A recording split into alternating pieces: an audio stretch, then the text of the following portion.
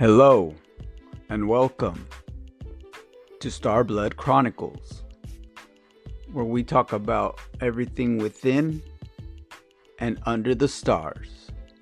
I'm your host, Dragonpaw.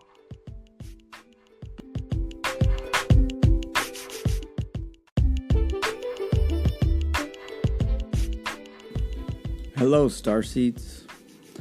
You know who it is. What I have for you today are a couple of experiences from a very, very gifted psychic medium that I follow and I have been following for a long time. I follow specific people that I know have the valuable information and they're giving it out freely, whereas you have the people that have their name in the lights and so many followers who charge you all the time for information that should not be coveted. If you want to learn how to be happy on the physical realm and the spiritual realm, not only do you clean yourself in the physical world, but you can do the same on the other planes. Now, her name is Amera. Amera.healing. You can find her on Instagram under that. She's a Reiki master, and you can hit her up for any spiritual guidance. Her YouTube is Amera Healing, and she has very informational videos there. You must check them out and try to understand what you can. We have been corresponding through emails because she's very, very busy as a psychic medium.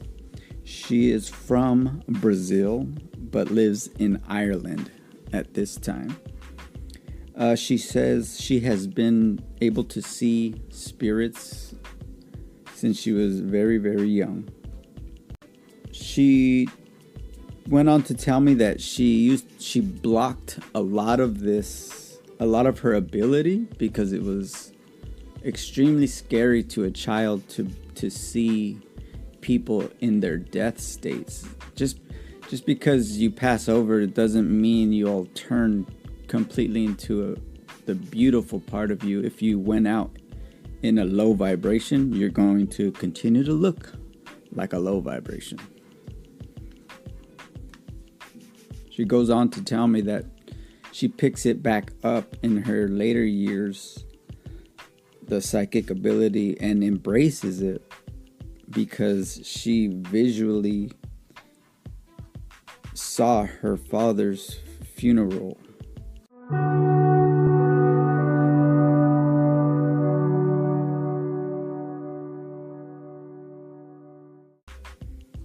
In 2015, I was informed that my father was sick and hospitalized. He needed a medical ventilator and was unconscious. In my vision, I could see him in the hospital. I was there in the room beside him, like an astral projection. 1 week later, he passed away. I was not able to go to his funeral due to flights and family not wanting to wait for the burial. But I was able to see his service anyway. I could see him laying in the coffin. His wife was beside him crying. Her sister was comforting her, and I could see a very particular image of a colorful stained glass. It even had an arch frame, like the ones you will find in churches. I called my brother the following day, and he confirmed to me that there was a door exactly like I explained it to him at the service area, with arch stained glass work on it. And he confirmed other things as well. This event in my life made me decide to stop being afraid of my abilities and start studying to understand them. Pretty amazing, right? That's what we call in the spiritual world remote viewing. When you're able to view a live event purely out of your third eye. Some people even can smell and hear actual things. And that's what you would call a high level clairvoyancy. Many of us know that the CIA and the FBI have been practicing remote viewing for years and years. What we don't know is what they know. Now, when she talks about an astral projection, she is 50%, you would say, consciously out of her body and in that space with all of them.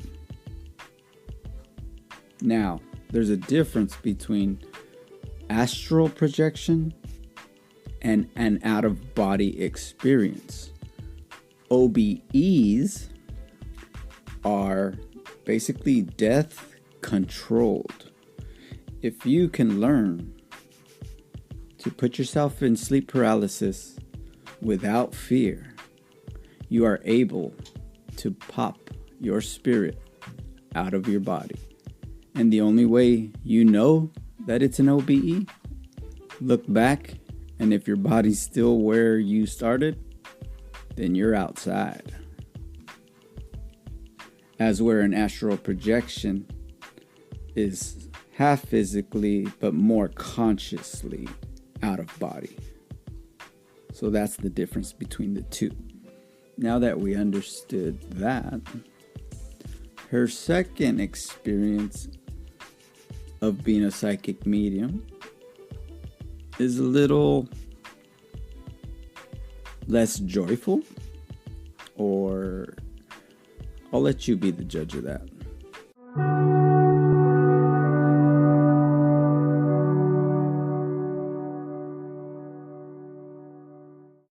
She tells me, a scary experience I had when my son was about 1 year old. I was sleeping in my room with my baby monitor.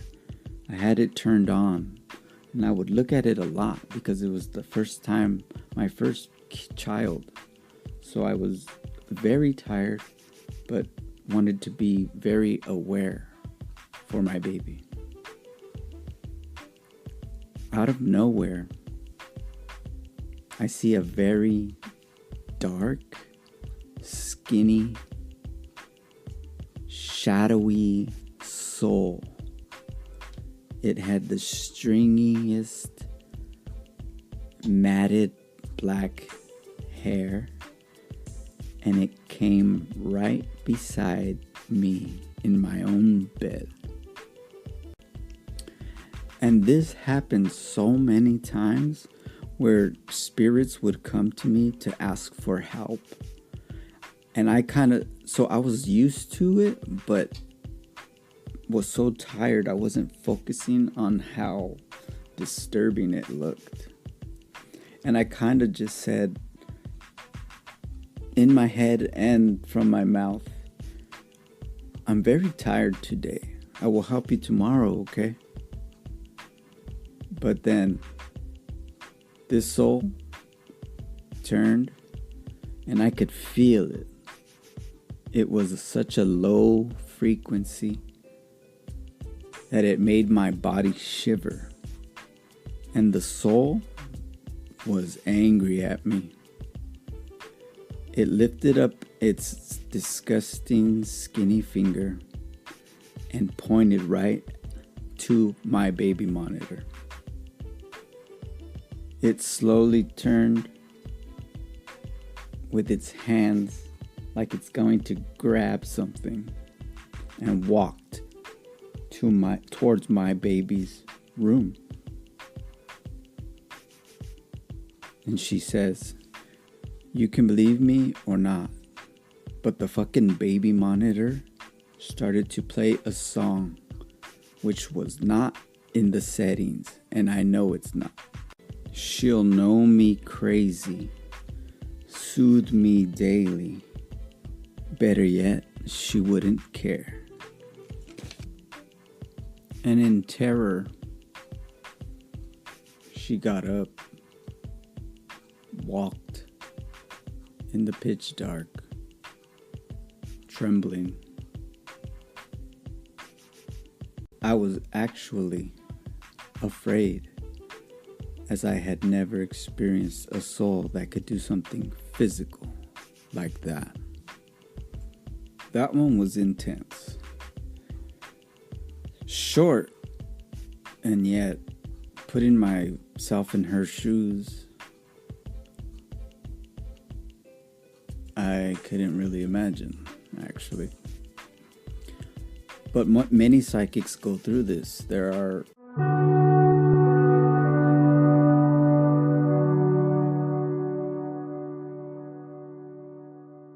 people say it's a curse. People call the abilities a blessing and also a curse, because the fact that you can see into the other realm, the real world, the spiritual world is the real world. If you can see into that from this physical plane, you are a beacon also to every other being that has ever been. You look in, they can look right back at you. Now, she didn't just leave us with these two experiences. She also left us some energy cleaning of your home rituals that you can do or you cannot do. I'm just giving you information. Number 1 is the white light ritual. You want to add it to any of your other cleansing routines that you may have. She says, like Hermes Trismegistus, which translates to thrice great, once said that the universe is mental. And she tells me that because this one is more for a meditation, a visualization. This one you aren't going to do physically. So you'll sit down, close your eyes, visualize your home. You're going to ask for a white beam of light, or like a sphere, I guess you could do.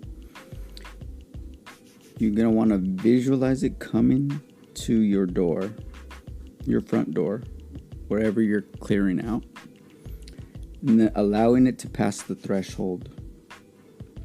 And you're going to specifically go through your entire home from right to left. Every angle, every corner, all through the home, every room right to left, even your outside garden. If you want it clear of creatures, you can do this. Number 2, smudge kit or white sage incense. Not the sage stick, the white sage incense, she says. Right to left, always right to left. Now this is a physical one, similar to the first one, only this time you're going to light your incense and go all around your home, and especially your garden if you have one. And she really wants to emphasize that you do this in your bathrooms, in every restroom of yours where heavy density sits, pun intended. And now, for real strength during this cleansing, you're going to go to every corner, right to left, and with your incense, from ceiling to floor, you're going to do 3 crosses in every corner. She says, being a psychic for so long, she's realized that dark, heavy, dense energies love to gather in the nooks and crannies of the corners of the walls. Places that have heavy drinking or smoking tend to leave behind dense residue in all the walls. That you may have a man cave where you're drinking all the time and you're never smudging or saging that area, so it's going to gather. You're going to want to do that. Depending on how many times you partake, do it enough till you feel like lighter. Number 3, sea salt or coarse salt. None of that processed over-the-counter crap that has no minerals in it. Sea salt with minerals works as a neutralizer. So not only will it cancel out negativity, but it'll also cancel out positivity. So it's a neutralizer. It'll just make things go flat energy-wise. Then you can build it up with positive energy with all the other ones, with 1 and 2. Now back to the bathing part. You can put the sea salt in your bath, or if you have a shower, she tells me, you get a pot of lukewarm water, 3 handfuls of the coarse salt, and rosemary or aruta herbs. Either or. When you're about to finish your shower, what you do is from right to left, you have the pot not over your head but over your shoulder on your right side, and you circle with the water serum around your head 3 times, pouring the lukewarm water around your body, not your face. And after the 3rd time, it ends on the right side. Crystals, we all love them. Certain ones you can just place them in your rooms or in the restrooms. Amethyst is probably my favorite one to leave in the restroom because of its power. It transmutes dense energy. If you don't know what transmutation means, it means it can take dark energy and transmute it, which is change it, alchemize it into a high vibrational energy. Organite is another cool crystal, clears energies, very good for protection. Selenite, you want to get one, you never want to get it wet. You keep it next to your other crystals and stones because it recharges them without you having to leave it under the moonlight or dig it under the earth for a day to clear it. That will recharge stones that you put next to it. One more energy clearing and barrier setting herb I prefer to use is juniper. I love the way it smells. And not only that, you collect the ash, juniper ash. You can set all around your home as a barrier of protection. And if you don't want to do that, you can always put water in a spray bottle and put juniper ash in it. Spray that wherever you want protection. Or the same with sea salt and black pepper.